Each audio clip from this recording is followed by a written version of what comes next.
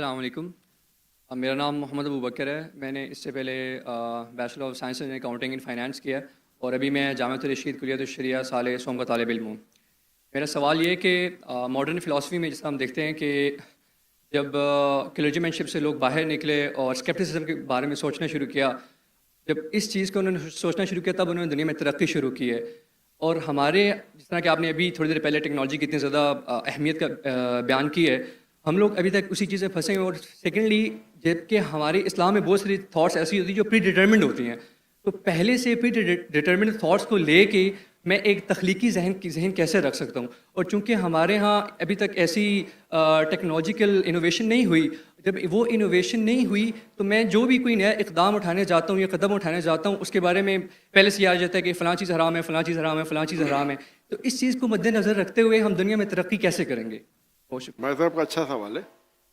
وہ کہہ رہے کہ جب ہم ٹیکنالوجی کا استعمال کرتے ہم دیکھتے کہ کتنی ترقی کرتے، لیکن جب نئی جدید ٹیکنالوجی کا استعمال کرتے فتوے لگتے حرام ہے، صحیح ہے، نہیں ہے، غلط ہے۔ اگر آپ دیکھیں گے سائنٹیفک ہسٹری کو، جو 8th سینچری 9th سینچری 8ویں صدی 9ویں صدی ویسٹرنرس کہتے تھے ڈارک ایجز، مطلب اندھیرا کا دور۔ کون کہتے؟ یوروپین کہتے کہ ڈارک ایجز، اندھیرے کا دور۔ لیکن اگر آپ ہسٹری پڑھیں گے تو مسلمان چوٹی پہ تھے، اور اس پہ تقریر دیا میں نے 8ویں صدی 9ویں صدی میں، جب ویسٹرنرس کہتے تھے ڈارک ایجز، ہم دنیا میں ترقی نہیں کرے، اس ٹائم اگر آپ کو سائنس کے بارے میں سائنٹسٹ بننا ہے تو آپ کو عربی جاننا فرض ہوتا تھا۔ تو کئی غیر مسلم سائنس کی تحقیق کرنے کے لیے عربی سیکھتے تھے۔ اور آپ اگر جائیں گے اور میری پوری تقریر سنیں گے تو father of chemistry, who's the father of chemistry؟ کون ہے؟ گیبر، ویسٹرن نام جابر ہے، جابر ابن حیان۔ اس نے یہ جو الکوہل ہے، یہ الکوہل لفظ کدھر سے ہے؟ الکوہل جو شراب، الکوہل OH کدھر سے ہے؟ عربی لفظ ہے الگل۔ ٹریگنومیٹری کو اس نے ایجاد کیا، مسلمان۔ آپ دیکھیں گے ابن سینا، ایویسینا، ابن سینا، میڈیکل بک رازی، لسٹ آپ کو ملیں گے 8ویں 9ویں 10ویں صدی میں جو ہمارے سائنٹسٹ تھے۔ میڈیکل اسمال پاکس کا ایجاد کس نے کیا؟ ٹریٹمنٹ کس نے کیا؟ بکس، قانون، ڈاکٹر کے لیے قانون کی 2 والیوم جو تھے وہ آپ کو پڑھنا ہی چاہیے ڈاکٹر بننے کے لیے۔ لیکن ابھی کیا ہو گیا؟ ہم ترقی نہیں کرے۔ کیوں؟ پہلے ہم قرآن اور حدیث کے قریب تھے۔ جب قرآن اور حدیث کے قریب تھے ہم دنیا کے چوٹی پہ تھے، تعداد میں کم تھے ہم، ابھی تعداد میں تو زیادہ ہے ہم، 25%، 2 بلین، جھاگ کی طرح۔ اللہ کے رسول کہتے ہیں جھاگ کی طرح، کیا فائدہ؟ لوگ جھپٹنے کے لیے ٹھہرے، کیونکہ ہم قرآن اور حدیث کو دور جائیں، جتنا دور جائیں گے اتنا ہم دنیا میں بھی نیچے جائیں گے۔ تو اگر ہم قرآن پہ اور ریسرچ کریں اور وہ علماء کی بات مانیں جو صحیح ہے بنسبت حرام حرام ثبوت ہونا چاہیے، ہم شریعہ کو فالو کرنا چاہیے، جو علماء فتویٰ دیتے اسے ماننا چاہیے۔ لیکن کوئی بھی صحیح علماء کبھی بھی ٹیکنالوجی سے آپ کو روکے گا نہیں، صحیح علماء کبھی نہیں روکیں گا۔ اگر کچھ غلط ہے روکیں گا، ربا غلط ہے، ربا کے بنا دھندا نہیں کرتے تو بیوقوف لوگ جو بولتے ہیں۔ جتنے ٹاپ 500 ورلڈ کی companies all are debt free ہے، ٹاپ کمپنیز۔ تو جو ہر ایک فن میں اللہ عالم ہے۔ آج کی تاریخ میں اسلامک اکنامکس میں نمبر 1 ہے مفتی تقی عثمانی، نمبر 1 دنیا میں۔ آپ کے وہ اسلامک اکنامکس کے ماہر ہے۔ اور حامد حسن جس نے میں نے کہا تھا ان کا انتقال ہو گیا، انہوں نے قائم کی تھی اسلامک یونیورسٹی اسلام آباد میں۔ ماشاءاللہ ان کے بہت قریب تک کافی گھنٹے گزارے اسلامک اکنامکس میں بات کرنے۔ ماشاءاللہ مفتی تقی عثمانی کے ساتھ بھی میں نے کافی وقت گزارے۔ یہ لوگ اسلامک اکنامکس ماہر ہے۔ ابھی کوئی دوسرا فتویٰ بولے گا یہ حرام حلام، ارے بھائی آپ کے پاس ہے کوئی دلیل؟ اور حنفی فقہ جو ہے اسلامک اکنامکس میں بیسٹ فقہ ہے، جو حنفی علماء نے جو کیے تحقیق ان اسلامک اکنامکس، اس لیے مفتی تقی عثمانی کی عزت سب جگہ ہے دنیا میں۔ ایون سعودی جائیں گے تو عزت ہے، یہ سچ ہے بھائی۔ میں کبھی ڈرتا نہیں سچ بات کر رہا، کیوں میں ان کو پریز کیا، چاروں ائمہ کی عزت کرتا ہوں میں۔ تو ہمیں یہ دیکھنا چاہیے۔ لیکن ایک بات میں کہوں گا نہیں ہوں کہ پاکستان میں اور اسلامک ہونا چاہیے۔ مفتی تقی عثمانی صاحب ہے ادھر، لیکن ملیشیا میں ابھی ملیشیا کمپٹیشن نہیں ہو رہا، نہیں تو آپ بولے واپس سے ویڈیو وائرل ہو جائے گا۔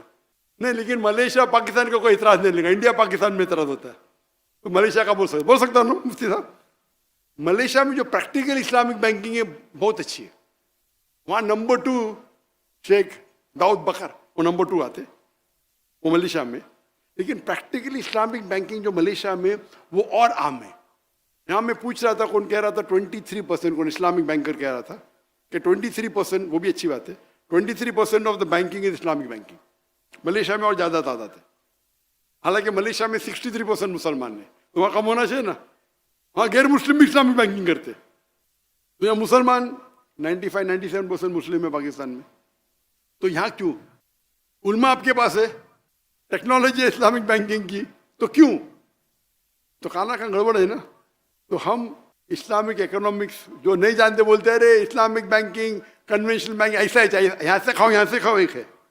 तो मैं बोला भाई आपको इल्म में तो क्यों बात करते भाई, उससे मुझे बोलते, और वो क्या समझते कि मैं हाँ मिलाऊंगा, क्योंकि आखिर को समझ साइंटिफिक है, सूट बूट टाई वाला, बोलते ये तो इस्लामिक बैंकिंग बकवास है। मैंने कौन बोलता है? तो मैं जब आवाज़ खोलेगा तो उधर डर जाते। मैं बोला भाई आपको नहीं पता तो क्यों मुँह खोल रहे भाई, क्या आपने पढ़ी इस्लामिक इकोनॉमिक्स? नहीं पढ़ी तो क्यों बोल रहे, क्यों अपने आप को जहन्नम में डाल रहे, क्या मुफ्ती है क्या?